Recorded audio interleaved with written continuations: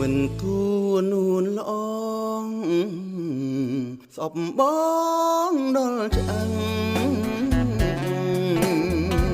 ស្អប់បងយ៉ាងនឹងមកពីរឿងអ្វីបងផឹកតែស្រាមិនដែលមានស្រីមិនដើររកថ្មីចោលថ្លៃក៏យ៉ាងមិនគួរនួនល្អងស្អប់បងដល់ឆ្អឹងស្អប់បងយ៉ាងនឹងមើលមុខមិនបានបងស្រឡាញ់អូនណាស់មានអ្វីប្រៀបបានវត្ថុក្នុងឋានប្រៀបមិនបានឡើយសូរាសូរាសូរា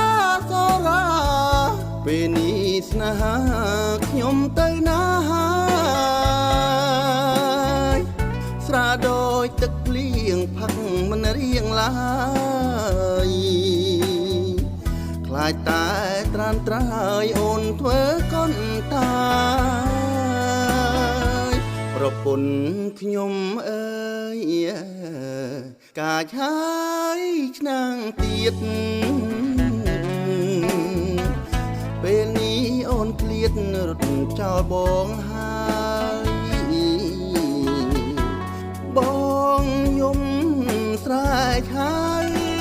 ក៏អូនមិនឆ្លើ